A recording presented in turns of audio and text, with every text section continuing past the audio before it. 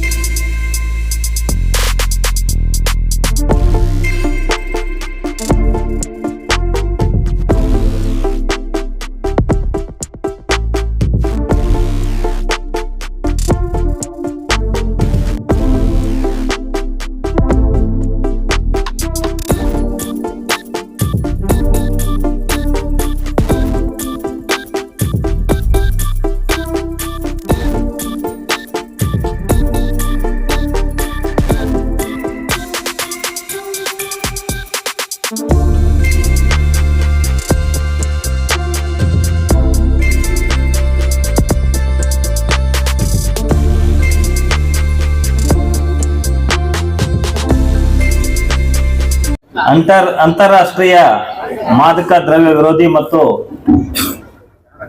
ಅದರ ಒಂದು ಅರಿವು ಮೂಡಿಸುವ ಒಂದು ನಿಟ್ಟಿನಲ್ಲಿ ಈಗ ಈ ಒಂದು ಸಪ್ತಾಹವನ್ನು ಆಚರಣೆ ಮಾಡ್ತಾ ಇದ್ದೀವಿ।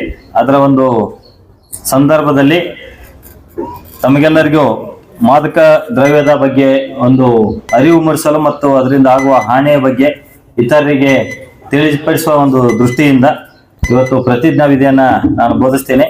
ದಯವಿಟ್ಟು ಎಲ್ಲರೂ ತಮ್ಮ ಬಲಗೈಯನ್ನು ಮುನ್ಮಾಡಿ ಪ್ರತಿಜ್ಞಾ ವಿಧಿ ಸ್ವೀಕರಿಸಬೇಕೆಂದು ಕೋರುತ್ತೇನೆ। ಮಾದಕ ವ್ಯಸನದ ದುಷ್ಪರಿಣಾಮದ ಕುರಿತು ಜಾಗೃತಿ ಮೂಡಿಸಲು ಅದರಿಂದಾಗುವ ಅಪಾಯಗಳ ಬಗ್ಗೆ ಇತರರಿಗೆ ಅರಿವು ಮೂಡಿಸಲು ಹಾಗೂ ಮಾದಕ ದ್ರವ್ಯದ ದುರುಪಯೋಗದ ಹಿಡಿತದಿಂದ ಮುಕ್ತವಾದ ಸಮುದಾಯವನ್ನು ನಿರ್ಮಿಸಲು ನಾನು ಪ್ರತಿಜ್ಞೆಯನ್ನು ಮಾಡುತ್ತೇನೆ। ಜೈ ಹಿಂದ್। Thank you. ಜಿಲ್ಲಾಡಳಿತ, ಜಿಲ್ಲಾ ಪಂಚಾಯಿತಿ, ಜಿಲ್ಲಾ ಆರೋಗ್ಯ ಮತ್ತು ಕುಟುಂಬ ಕಲ್ಯಾಣ ಇಲಾಖೆ ಮೈಸೂರು ಇದರ ಆಶ್ರಯದಲ್ಲಿ ಪಲ್ಸ್ ಪೋಲಿಯೋ ಜಿಲ್ಲಾ ಮಟ್ಟದ ಪಲ್ಸ್ ಪೋಲಿಯೋ ಕಾರ್ಯಕ್ರಮ ಹಾಗೂ ಬಹಳಷ್ಟು ವರ್ಷಗಳಿಂದ ಈ ಭಾಗದ ಜನ ನಿರೀಕ್ಷೆ ಪಟ್ಟಂತಹ ಒಂದು ಪ್ರಾಥಮಿಕ ಆರೋಗ್ಯ ಕೇಂದ್ರವನ್ನ ಈ ಭಾಗಕ್ಕೆ ಲೋಕಾರ್ಪಣೆ ಮಾಡುವಂತಹ ಈ ಕಾರ್ಯಕ್ರಮ ಇದರ ಜೊತೆಯಾಗಿ ವ್ಯಸನ ಮುಕ್ತ ಸಮಾಜ ನಿರ್ಮಾಣ ಮಾಡುವಂತಹ ಸಂಕಲ್ಪ ಮತ್ತು ಪ್ರತಿಜ್ಞೆಯನ್ನ ಇದೇ ವೇದಿಕೆಯಿಂದ ಈಗಾಗಲೇ ನಾವೆಲ್ಲರೂ ಆ ಪ್ರತಿಜ್ಞೆಯನ್ನ ಸ್ವೀಕರಿಸಿದ್ದೇವೆ. ಕಾರ್ಯಕ್ರಮದ ವೇದಿಕೆಯಲ್ಲಿ ಉಪಸ್ಥಿತರಿರುವಂತಹ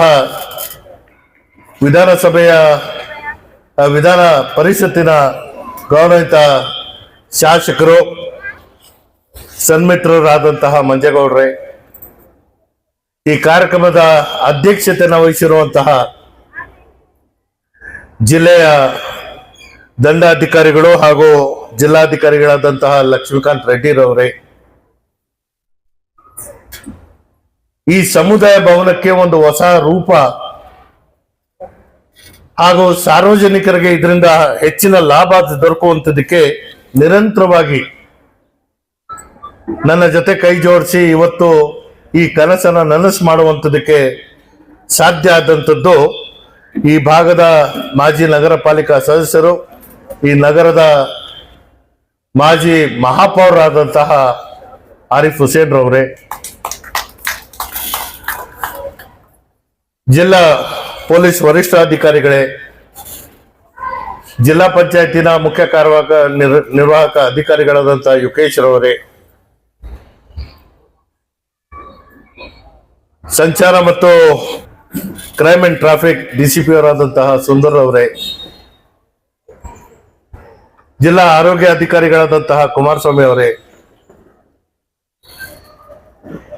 ಆರೋಗ್ಯ ಮತ್ತು ಕುಟುಂಬ ಕಲ್ಯಾಣ ಇಲಾಖೆಯ ಎಲ್ಲ ವೈದ್ಯರೇ, ಅಧಿಕಾರಿಗಳೇ, ಸಿಬ್ಬಂದಿಗಳೇ, ಇಲ್ಲಿ ನಡೆದಂತಹ ಮಹನೀಯರೇ ಮತ್ತು ಮಹಿಳೆಯರೇ, ಮಕ್ಕಳೇ, ಆಹ್ವಾನಿತರೇ,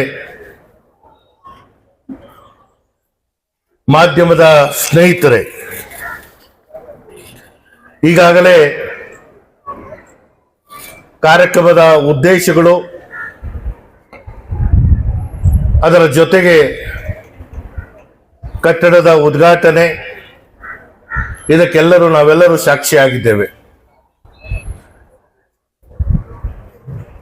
ಈ ರಾಷ್ಟ್ರ ಅತ್ಯಂತ ಕರಾಳ ದಿನಗಳನ್ನ ನೋಡಿ ಪಲ್ಸ್ ಪೋಲಿಯೋಯಿಂದ ಆಗುವಂತಹ ಹಾನಿಗಳು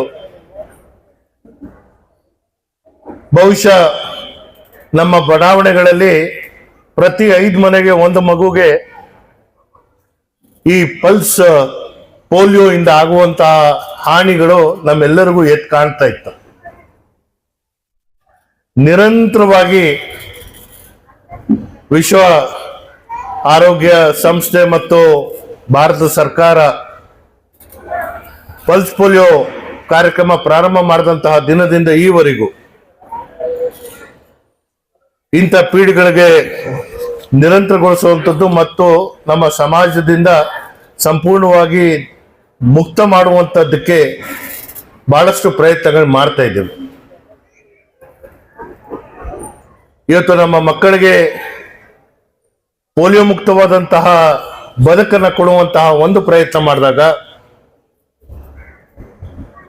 ನಮ್ಮಲ್ಲಿ ಮಲೇರಿಯಾ ಆಗಿರಬಹುದು, ಲೆಪ್ರಸಿ ಆಗಿರಬಹುದು, ಇಂಥ ಅನೇಕ ವಿಚಾರಗಳಿಗೂ ಸಂಶೋಧನೆ ಮಾಡಿ ಇವತ್ತು ನಿರಂತರ ಮಾಡುವಂತ ಕೆಲಸ ಮಾಡಿದ್ದೇವೆ.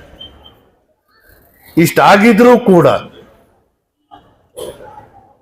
ನಮ್ಮ ಸಮಾಜಕ್ಕೆ ಕಾಡ್ತಾ ಇರುವಂತ ಅನೇಕ ಬೇರೆ ಬೇರೆ ವಿಚಾರಗಳು ಇವತ್ತು ನಮ್ಮ ಮುಂದೆ ಸೃಷ್ಟಿ ಆಗ್ತಾ ಇದೆ.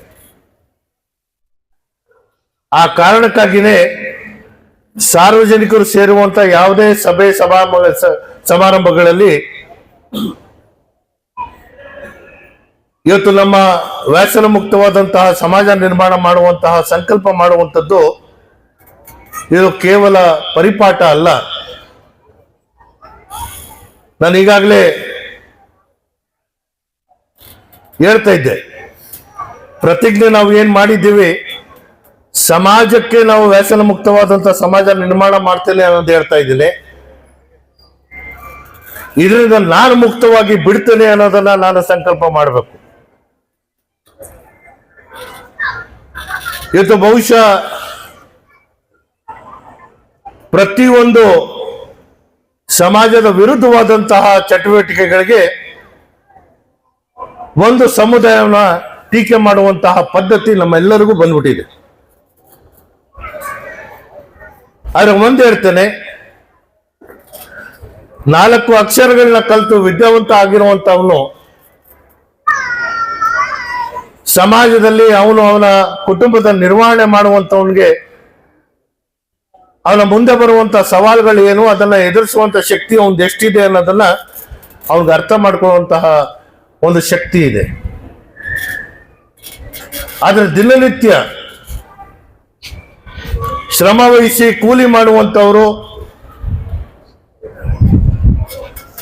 ಅವ್ರಿಗೆ ಸಮಾಜದ ಚಿಂತನೆ ಅಥವಾ ಕೌಟುಂಬಿಕ ಚಿಂತನೆ ಇಲ್ಲದೆ ಬೆಳಗ್ಗೆದ್ರೆ ನನ್ನ ಹಣನ ನಾನು ಸಂಪಾದನೆ ಮಾಡುವಂತ ಶಕ್ತಿ ನನಗಿದೆ, ಬೆಳಗ್ಗೆದ್ರೆ ಸಂಜೆವರೆಗೂ ನಾನು 500,000 ರೂಪಾಯಿ ಸಂಪಾದನೆ ಮಾಡುವಂತ ಶಕ್ತಿ ಇದೆ, ಕುಟುಂಬದ ಇದ್ದೇ ಇರುತ್ತೆ, ನನ್ಗೇನ್ ಬೇಕು ಅದ್ ಮಾಡ್ಕೋತೀನಿ ಅನ್ನೋ ಆ ಸ್ವಾರ್ಥತನ ಇದೆಯಲ್ಲ, ಅದು ಸಮಾಜಕ್ಕೆ ಹಾಳು ಮಾಡ್ತಾ ಇರುವಂತದ್ದು. ಆಲೋಚನೆ ಮಾಡುವಂತಹ ಶಕ್ತಿ ಭಗವಂತ ಸೃಷ್ಟಿ ಮಾಡುವಂತಹ ಸಂದರ್ಭದಲ್ಲಿ ಎಲ್ಲರಿಗೂ ಸಮಾನವಾಗಿ ಕೊಡ್ತಾನೆ. ನಾವು ಅದನ್ನ ಯಾವ ರೀತಿ ಬಳಕೆ ಮಾಡಬೇಕು ಅದರ ಮೇಲೆ ಹೋಗುವಂಥದ್ದು.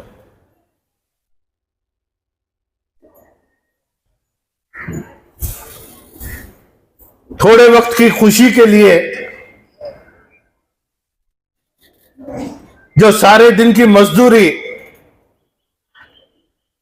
ना सिर्फ अपने घर का या घर के अफराद का है ना ख्याल रखने की जिम्मेदारी जिन अहबाब के ऊपर है, उनको ये नाज है कि हर दिन सुबह होते ही मैं कमाने की ताकत मेरे में है।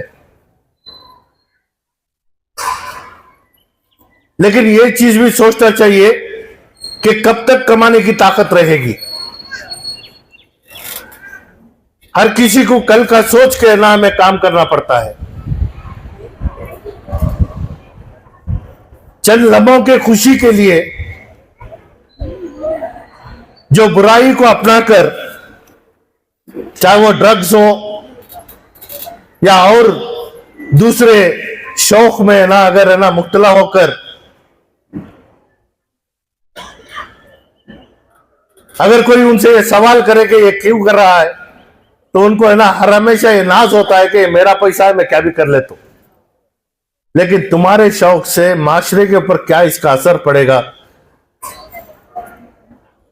तुम्हारे लिए हर दिन जो इंतजार करते घर में है ना बूढ़े माँ बाप है, तुम्हारे बीवी हैं, तुम्हारे छोटे छोटे बच्चे हैं, उनके साथ क्या होने वाला है, ये किसी में ताकत नहीं है कि कल क्या होगा कोई है ना ये है ना पहले से बता सके।